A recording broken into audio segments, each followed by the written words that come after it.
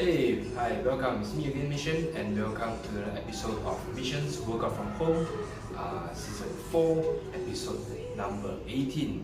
So today, we're going to talk about some workout series using science and evidence on how to train your muscle group. So in this episode, we're going to touch about the chest and also back. Okay?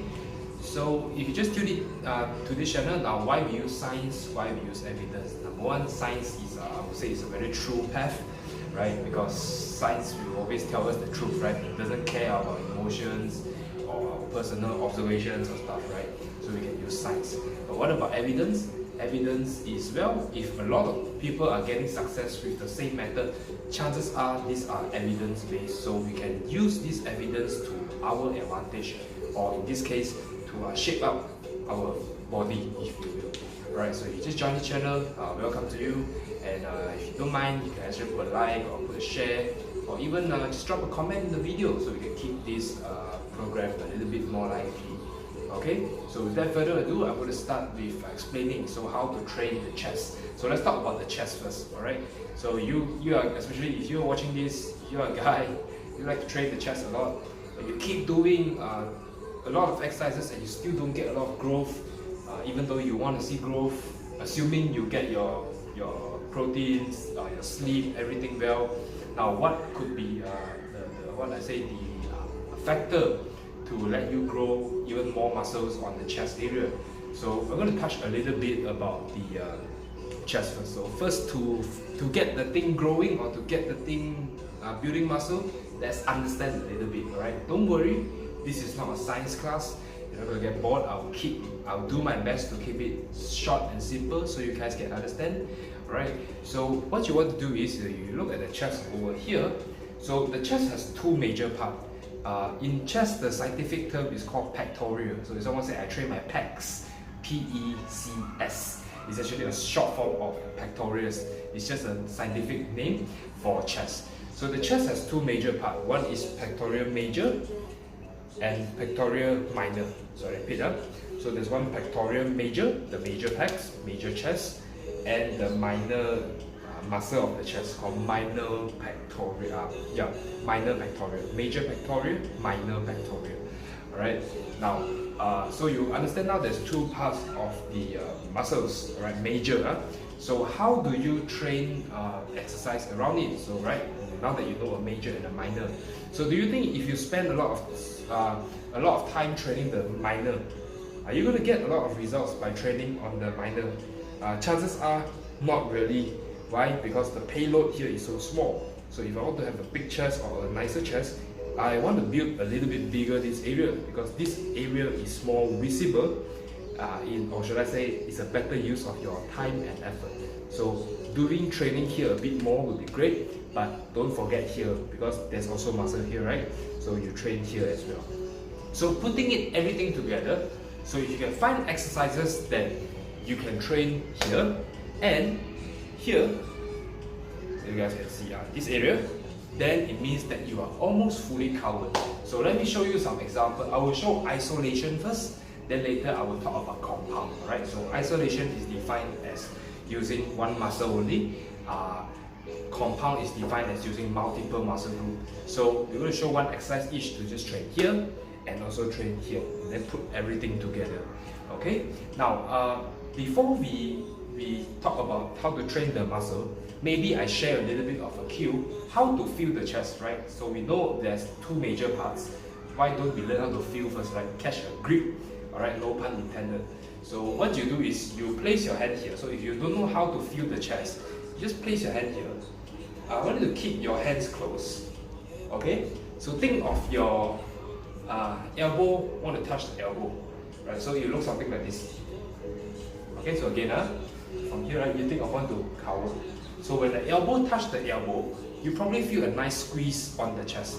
Alright, an easy cue I will tell you is, imagine I give you maybe a peanut like that. You're trying to crush the peanut, so you want to kick it in. So you squeeze and hold there for around 4 to 5 seconds. You can actually feel the chest. So that is what we mean by training the chest, or in the scientific name, pectoralis. Alright, so now that you understand how to squeeze the chest, Alright, so the next thing is putting it into the work. Now, isolation for the pectoral, major pectoral, basically you cannot, actually not really, you cannot train like directly only here. A bit of minor will have to come in. So in other words, hey, there's nothing wrong with too much muscle in this case. Just train your major pecs, you'll be fine. Alright, so how to train the major movement? So if you have a bench at home, which I will show you later, you can do bench press. Some people will do the incline version. In a nutshell, to not confuse you guys, if we train the flat bench press, you'll be training around here. If you're training on the incline, it's a bit more on the upper area. Now, nothing wrong with more here or more here. As long as you train the major pectoral, you should be fine. Okay? So how do you do some movement? The answer is you can do some bench press. So I'm going to give you some examples where you can use a bench and do it. Okay? Now, if you don't have a bench, you can find you can do it on maybe on a small couch like that, but make sure the couch cushion is not too squishy, right? So I'll show you an example of how the bench will look like. Okay, so I don't know if you guys can see or not. So this is an example of a bench. Okay, so don't find too squishy, but don't go and use your bed. Right, you can use mattress, but make sure it's a hard mattress. So when you're here, you want to do a bench press. I think I've showed you guys before, but I'll just show for learning purposes one time. Yeah. So, I'll be using water bottles because it's more transparent for learning purposes. So, you want to think of squeezing the chest, okay? So, you lie down, you lift your hand up, think chest up, like tight, all the way down. Right. Sorry about that. So, just do a quick sharing again. Sorry, just now the internet having some problems. So, I'll show you one more time, yeah? So, you're at the top, you press all the way to the top, all the way to the bottom. So that's how you bench press. Okay? Sorry. Okay, so you move to the bottom. Yeah. So you lie down here, you lift your chest up, so you tuck in all the way up and all the way down. So that's how you feel your chest. Okay? Whatever you do, keep the chest as high as you can. Don't collapse here. As high as you can. Right? So this is to train the major pectoral. What about the minor pectoral? So the next movement I will show you is a fly. Right? So from a bird's eye view, so imagine if you are at a ceiling, you're watching at me right now. When you go down, you want to have a deep stretch at the bottom. So turn your pinky finger out a little bit so you can feel the nice stretch here, the minor pectoral. So all the way down, all the way up. All the way down, all the way up. A tip for you if you want to feel more on the minor pectoral is when you come up, pinky finger touch pinky finger. So pinky finger turn pinky finger. You go up, expand the chest, pinky finger, pinky finger. So you do it properly, you'll feel here, and of course, the bench press, you'll feel here.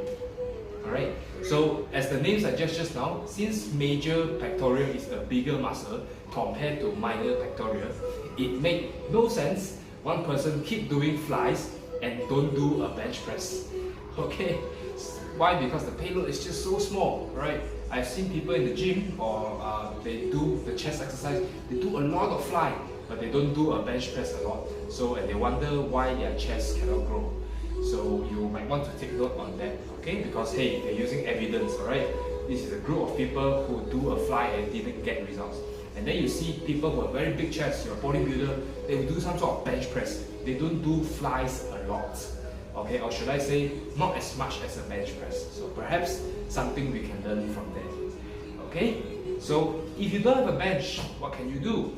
Well, since if you're working out at home, my friends out here, you can do a push-up. So what makes a good push-up? You go all the way up, all the way down. So give me some time, I set this up so you guys can have a look here. Just a moment here.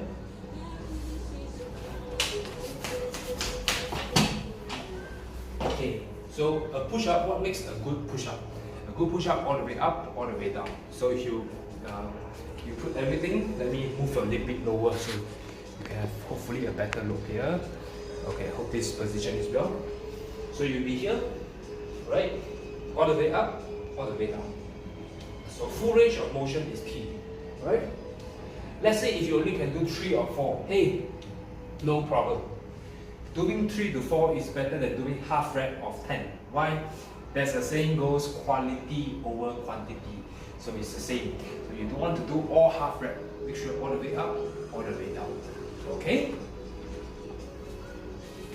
So that's pretty much about it for the chest exercise. If you got any questions, feel free to ask. I'll do my best to get back to you. So in a nutshell, to summarize, chest has 2 major parts. You have a pectoral major, pectoral minor. As the name suggests, you go do the major one more first, followed by the minor a bit more. Okay, so some exercise selection, you can do a bench press, you can do a push-up, and as for the pectoral minor, you can do a fly. So if you go to the gym, it has a fly machine, right? Don't just spend all your energy on the fly machine, do some bench press, okay? Then you go to some machines, and then finally the machines fly, it should do you a better job instead of just only at the fly machine or the chest press machine. Okay? The problem with a chest press machine, the movement is a little bit limited, right? Because especially if you go to the gym, or at home, if you have the machine, you will know one. You can only do like this, right? But if you do on the bench press, you can go all the way down, all the way up. So there's more range of motion, hence a little bit more growth. If anything, actually, it's more growth, not just a little bit growth. Okay, so there's something we can definitely learn from it. Alright, now moving on to the next one. Alright, so we talked about the chest, let's talk about behind the back. Okay, so the back has a lot of muscle group, but let me just break it down into layman terms. Alright, and I will put the scientific name if memory serves me right. Okay, so you have something over here. Okay, so this is called the this here they call it the lats. Okay, or some they call it latissimus dorsi. Alright, so it's this whole small little area, the side here, the one I'm squeezing right now. Okay, then you have we call it the rhomboids, or also known as the trapezius / upper back.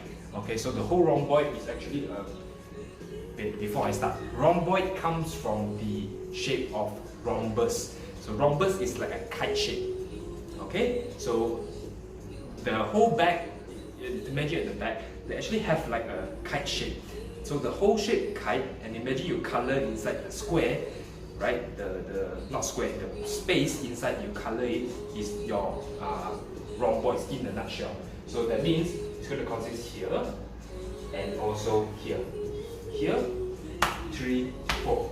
Okay, so up here is called the upper back, has a little bit with the trapezius, also known as the trap. So it's a muscle here, over down, and then over here is the upper back, and then down here is basically we call it the last part of the rhomboid. Okay, so you have the upper back, you have the lats, or they call it latissimus dorsi, but usually known as lats in the community. And also last, you will feel the back over here, right? Okay, so this part, what about this one at the center, the middle there? Now this one in the middle center here is known as some call it the lower back, but the scientific name is called Erector Spinae. Right, so this whole, you know, the bone at the center, we have this muscle at the side here. So this is called Erector Spinae. Okay, so to sum it up, the back has 3 major parts. If your goal is to build muscle, your best bet is to train one upper back workout, followed by the dorsi, also known as the lats. Okay, and last but not least, on the Erector Spinae, the lower back. Okay, so you train all these 3 major parts, rest be assured you are on the right track. Alright, like example, if someone keep on only do pull-up, right? Pull-up trains a lot on the lats, right? But it miss out a lot on the upper back, this area. So not really a wise choice, right? Or vice versa, if someone only do, let's say, do back extension, or maybe I use this case, they are doing Superman, then I'll show you later, alright? So you do a Superman, right? You will feel a lot on the Erector Spinae, so not a good idea also, alright? Because you're only hitting one part. Like I say, you want to hit 3 major parts. Okay, so just like the chest, there's like we spend more time here, lesser time here. What about the back? Well, if your goal is to have a nice back development, I highly recommend to train the rhomboids area, this area that I'm tapping right now, and the lats. Then lastly, with the dorsi. Okay, so in a nutshell, that's how you train. Okay, so putting into the application, what exercise are best fit for it? Well, I'm going to show you some exercises, how you can train the dorsi, how you can train the lats, how you can train the upper back, the lats, and also the spine, erector spinae, aka lower back.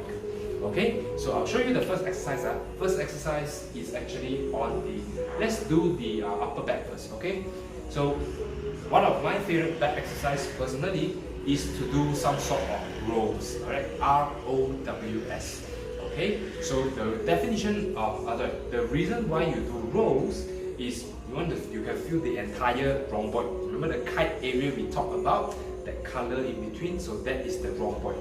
Now, before we start, maybe we want to we want to learn how to feel the muscles first. Okay, so you lift your head up and think of, imagine you want to elbow the wall behind. Think of elbow. Okay, don't use your arm, use your elbow. So from here, think of trying to pull all the way back.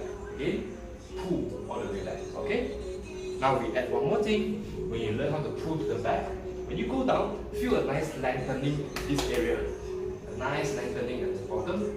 Up, you squeeze, down, controls. Okay, so imagine you have orange over here, you want to squeeze the orange. That's the best cue I will tell you. Right, so one example is to do the rows. Alright, rows pretty much cover up everything, the rhomboid area as we discussed just now. So I'm going to show you how it's done. As usual, give me some time, let me lower this down so you guys can have an idea. Right. Okay, so using this as an example, because hey, transparent item, so you guys can have more better look here. So you're gonna keep your chest up, back all the way tight, up, down, up, down, up, down. So that's how you train. Squeeze all the way up, control all the way down. Okay, so if you do it, you should be able to feel. Gentle reminder: you don't want to use your arm, you want to use your elbow and elbow the ceiling. Just think of like that. If you do it properly, you will feel the rhomboid area here. Okay? Now we talk about the rhomboid. What other exercise can you do? Well, I'm very sorry. I'm supposed to use a band. I've forgotten to bring the band. But if you have those, you can take a band, the elastic band. You hang it around and you try to pull like this. So I don't know if you guys can see, so you try to pull. Okay, you learn how to pull, then you can feel a lot on the rhomboid area as well.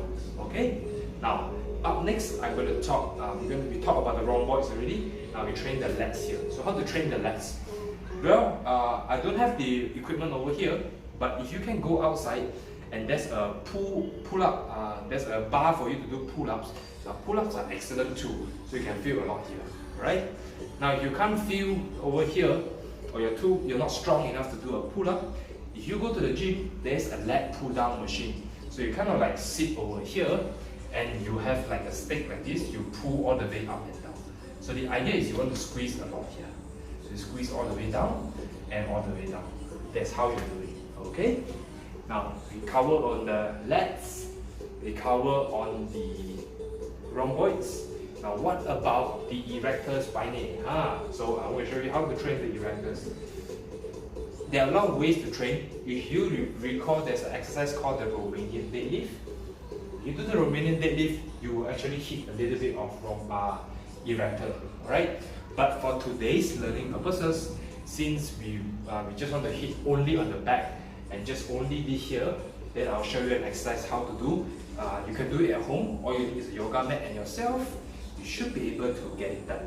So I will show you what is it here. Just give me a while. Okay. So, right, you guys can see. So the next one I'm going to show is called Superman rows. Okay, so it's called Superman rows. Okay, some even call it Superman. Alright, so I leave it to you. You can also do. Oh, remember just now I said train the dorsal here. You can actually do it as well. So I'll be in this position. So you lie down over here, lift your chest up, and from here, think of your elbow trying to squeeze here. Elbow squeeze here. So I show you here. That's how you want to do. Squeeze and go. So put it into practice. Squeeze, control. Squeeze, control. Tip for you. When you go all the way down, chest up. When you go back, chest up. Chest up, control. Chest up, control. Okay? This is how you do the rows, Superman rows. Another one is called Superman fly. I will show you how to do. This one is to train the erectors over here. Okay? Pure erectors. So you lift your hand up, squeeze your butt now. Remember, this is to protect your lower backbone. Squeeze your butt, lift it high. Hold it there for 5 seconds. Down. Squeeze again for 5 seconds. Control. If you can't do 5 seconds, do 3 seconds. Squeeze your butt, push your belly out. So you squeeze your butt, push your belly out. Stay afloat, like flying like a Superman like that. Okay? So if you do it properly, you should be able to feel on the dorsal, this area. Okay? So in a nutshell, if you want to train your back, you want to focus more on hitting the rhomboid because the rhomboid is a bigger muscle. Then followed by here, and lastly, you can hit a bit of erectors as well. Okay? Now if you've got lower back pain or you have some joint problem, I suggest you find a physician before doing all this exercise here. These are just some suggestions in the general public because number one, I do not know what is your condition. Number two, I might not be able to, it's beyond my scope of practice because I'm not a chiropractor nor a physician. Alright, so make sure you get clearance from them before you do this exercise. This exercise is for any regular human being without any complication. You should be able to do and get results out of it. Okay, so last point, just share if you're training the back, right? So even if you're, even a small little case for you guys, if you're having back pain all this while, do consider to train the back a little bit more. Alright, just make sure if your form is right. You don't have to start heavy. You can just do empty weights or just like literally just like this. Okay, no weights needed. Just try and slowly build up the momentum. Feel the back. Why? Okay, if your back is whack, right? It's a bit pain or stuff. It's because it is weak, right? Now, what is the opposite of weak? Strong, right? So if you are weak, you want to find a way to be strong. So when you are strong, you won't end up so much to be weak, right? It's like rich and poor. If you're poor, you want to be rich. Because if you're rich, you won't be poor. Something in between like that.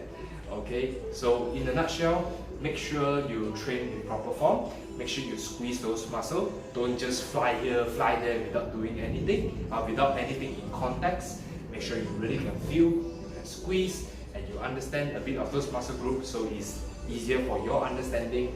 And so next time you see someone on YouTube doing this exercise or that exercise, you know why they are doing it. Alright? So that's all for me today.